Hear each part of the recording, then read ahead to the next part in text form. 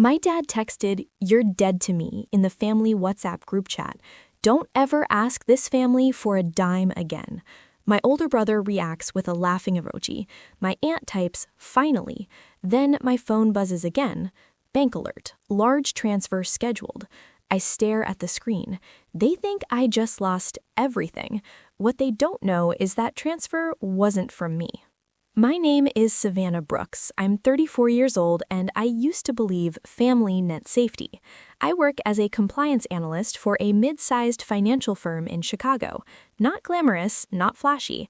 In my family, I was always the sensitive one. Not the favorite, not the one they bragged about at church.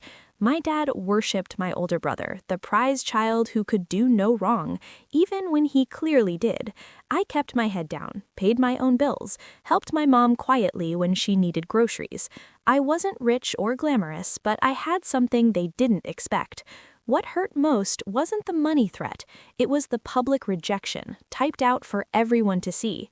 That group chat had cousins, family friends, even my brother's fiance, and in one message, my father erased me.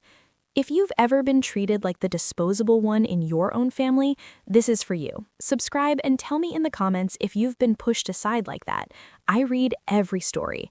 And if you've ever been underestimated, click hype. Let's get into it.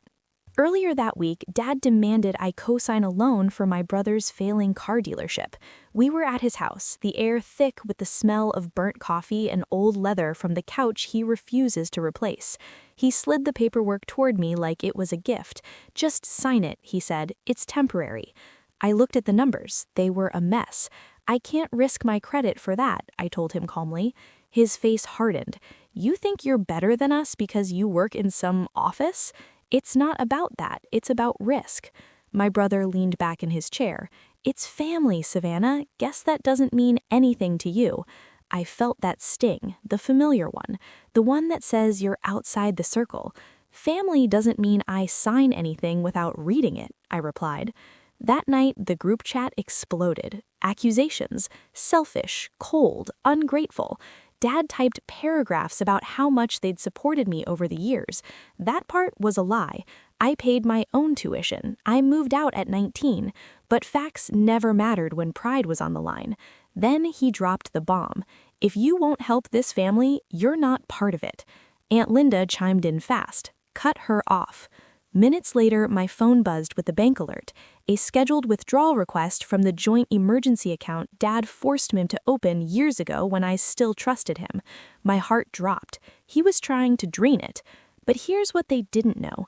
Months ago, I set up silent monitoring on that account, dual authorization, automatic fraud flags. The transfer didn't go through. It was frozen within seconds. And somewhere inside a quiet office downtown, the fraud department was already watching.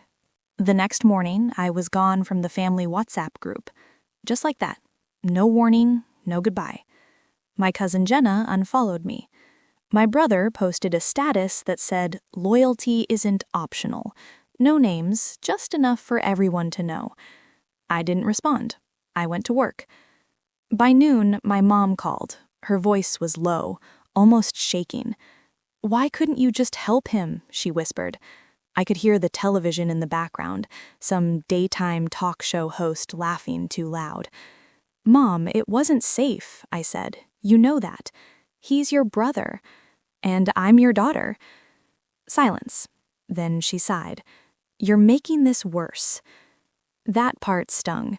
Not yelling, not insults, just quiet disappointment.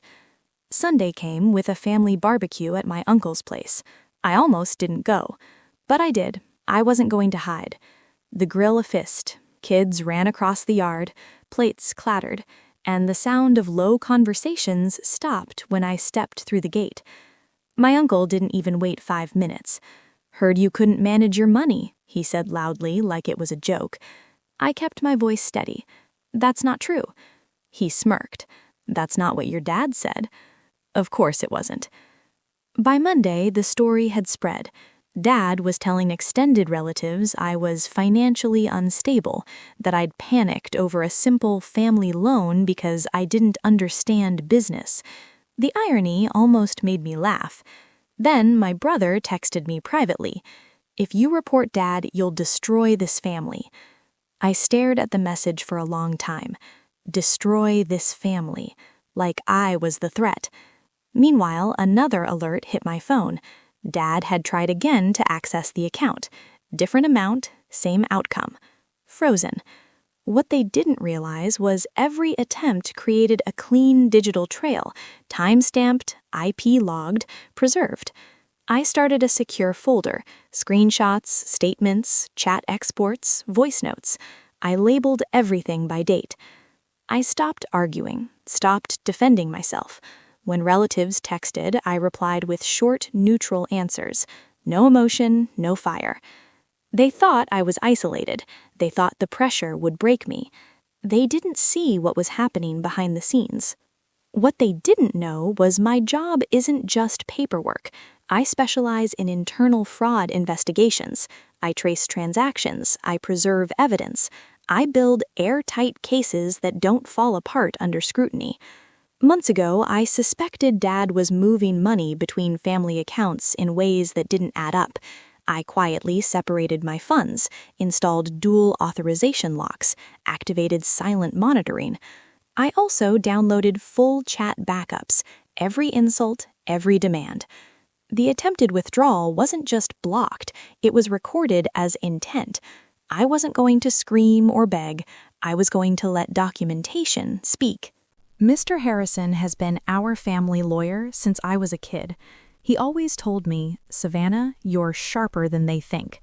I set up a private consultation showing him the account attempts, the timestamps, and the messages. He went quiet for a long moment. Finally, he said, "This isn't a misunderstanding, this is financial misconduct." He leaned back, revealing that Dad had prior warnings for questionable transactions. Meanwhile, my father grew arrogant again, telling relatives she'll come crawling back. My brother announced in the group that I was officially cut off. They thought humiliation was victory. Mr. Harrison prepared formal notice letters. I didn't respond publicly. The silence made them bolder, exactly what we needed. The day we met in his office, Dad walked in confident. "Ready to apologize?" he asked. I slid printed documents across the table. "These are the unauthorized withdrawal attempts." My brother laughed. "That's not illegal." Mr. Harrison cleared his throat. "Actually, it is." He explained attempted financial exploitation and breach of fiduciary responsibility. Dad's face drained of color. I opened my laptop and played a voice recording from a prior call. "Dad, she won't notice if we move it fast." Silence. Brother stammered. "You recorded that?" "I protect myself," I said calmly. Mr. Harrison informed them the bank had flagged the account and filed an internal review. If pursued, it could escalate legally. Dad whispered, "You do this to your own family?" I replied, "You already did." The power shifted completely. They came expecting an apology. They left facing consequences. I transferred my remaining funds into a new private account. I cut financial ties permanently. Mom tried to call, but I let it ring. Weeks later, whispers reached me that Dad had to explain the investigation to extended family. The tone had changed, not about me being selfish, about him being reckless. I didn't destroy my family. I stopped letting them gamble with my future. For the first time, I didn't feel disposable. I felt steady. I felt untouchable. Walking away wasn't betrayal, it was protection. If your family ever pressured you to risk your money for them, you know how heavy that feels. Share your story in the comments. Did you say yes or stand your ground? Subscribe if you're learning to protect yourself without guilt. Click hype to help this story reach others who need it. Did this hit home? Like the video and share your thoughts in the comments.